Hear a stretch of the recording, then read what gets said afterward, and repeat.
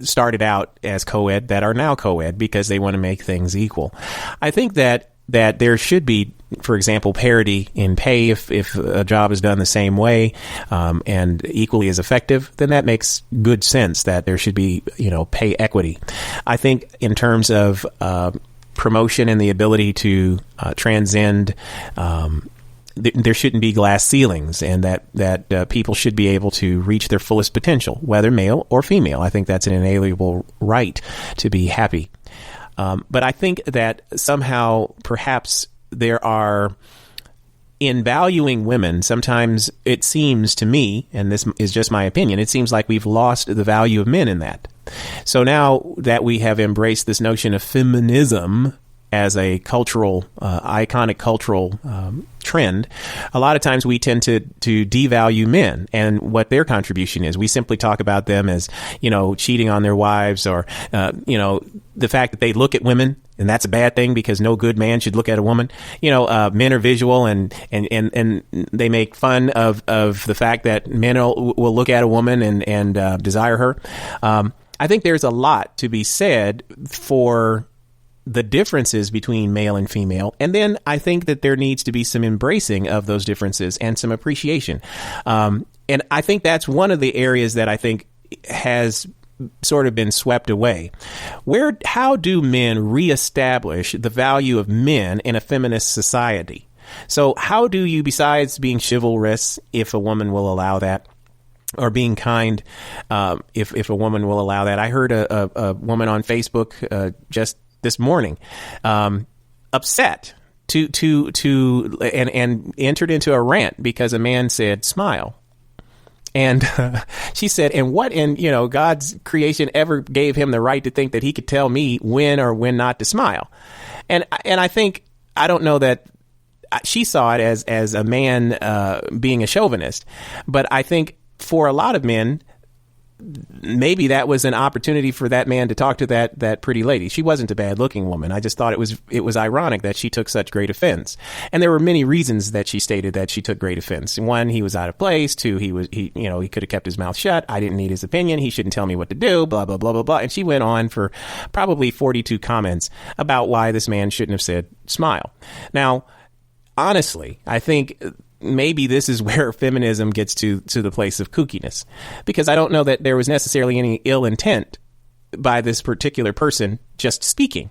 The point I'm making is, have we gotten to a point in our society where we now think that feminism means that men and women are the same, and that we cannot appreciate and respect the differences between male and female? Let me say that this is Nola 73 Meet You Where You At, and you said something that stuck out to me. What I would like to say is, it's not hard, it's not complicated.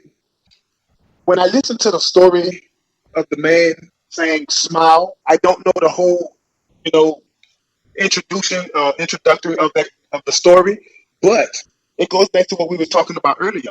Just greeting a person before you invite yourself to conversation to the person. The invitation of the greeting is the invitation to the conversation. And if he just came straight out and said, "Hey, smile," yes, you are beautiful. And I'm guilty because I tell women that too. If I can see a woman who's coming in my direction and she got this look on her face, I say, "Hello, how you doing, ma'am?" And as soon as she says something, I have broken the tension. Now I can go ahead with another rebuttal. But I wouldn't just approach her and say, "You know what? You need to smile." Smile. Because I don't know what's in her mind, like we talked about. I don't know what's going on. I mean, yes, you would want somebody to smile, but I was at Alabama A&M just this past week, and a young lady was coming into the library. She opened the door to go into the library, and a dude walked clean through the door, didn't say excuse me or anything. He just walked clean through the door, and instantly I can see the frustration jump on this young lady's face. And I said to her, I said, "Excuse me, I just want to apologize and say that I'm sorry." And she said, "For what?" I said, "Because my brother just walked clean to the door, and he disregarded, didn't say nothing to you. He just walked clean to the door as if you opened the door for him." Unfortunately, yeah. But I broke that tension, and she started to dialogue with me and said, "Well, you know what? Thank you. Yeah. Thank you." Yeah. I don't know. Sometimes people just need a greeting before you go and just jump into a conversation. Yeah. And if we don't know if that's what this guy pickup line, we don't know where he was coming from. We don't know the day that this lady was having. And so, yes, she put on Facebook all these different points and bullets and things, but we don't know the nature of the story.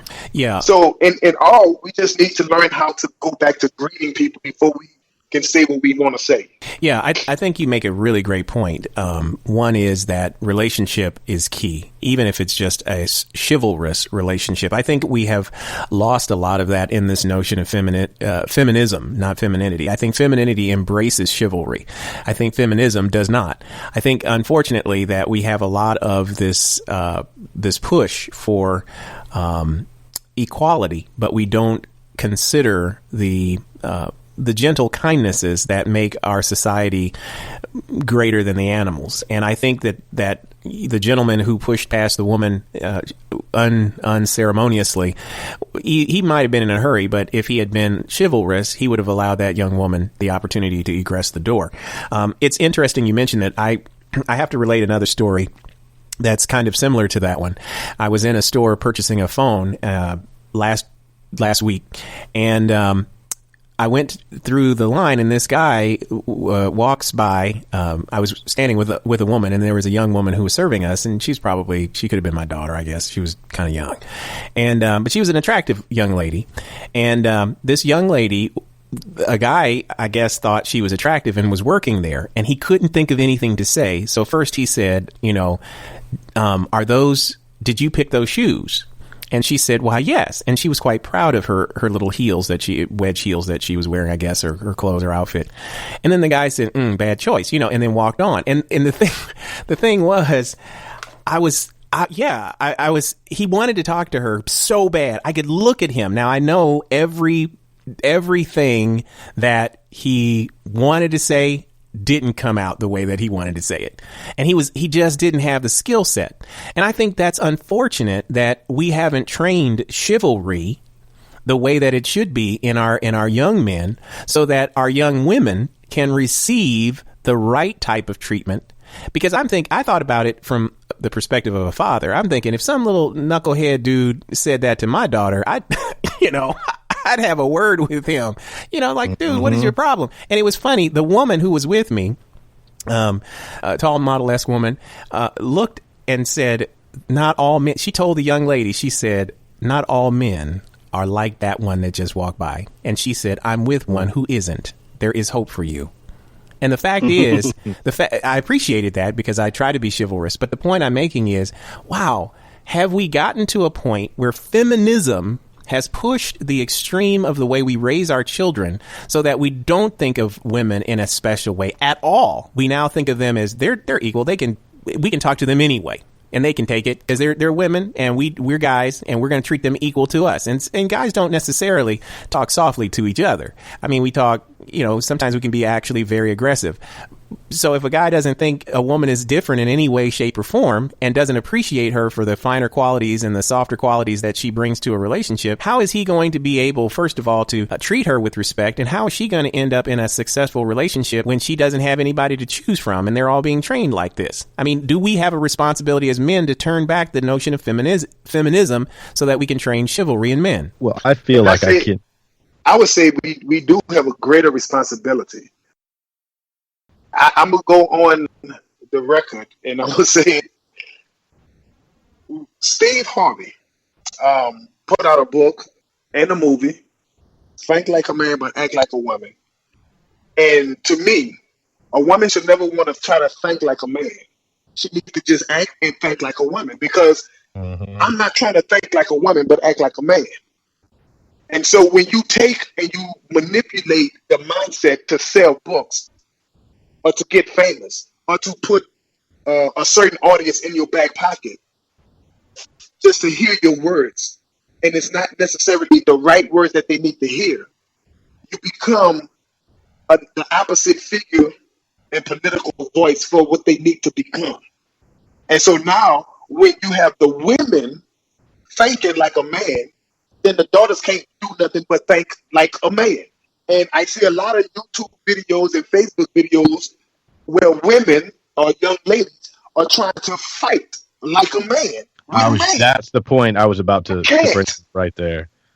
See, and so that one And I'm not saying this is what happened, but I can literally probably say this is what happened. You put out a book telling women to think like a man but act like a woman, but then when it spirals down and your daughters are trying to fight a man like a man, but she's a woman, the makeup of your body is not as like the makeup like a man's body. We hit harder, we think differently, we are survivalist people by instinct. We dominate by instinct. And so your estrogen cannot handle our testosterone. It's totally different. It produces different type of power. And so all of that spirals down. And so can we grab that back? Yes, we can grab it back, but we have to take someone that's in the political limelight, take them and change their mind to make them women think like only they're supposed to think, which is a woman. And never act like a man. Don't think like one because there's no comparison. You can't. And let me say this too. Oh, go ahead. I thought you were. It took the woman that was with you, Kirk, to speak to that other woman. You couldn't say nothing. You probably could have said something. I did actually but it say took the woman. I told her. her. But you see where I'm going with it. Yeah. It took that woman to really speak and make that connection. Like, hey, listen. Yeah, not all guys are like that. I am with. Yeah. Right. Yeah. I know I was incensed. And I think I'm I'm probably in a different place in my life now as I look at male-female relationships. I think I have a greater appreciation for women than I had probably as a teen and early 20s. But I can tell you that for me, I cringed at what I saw.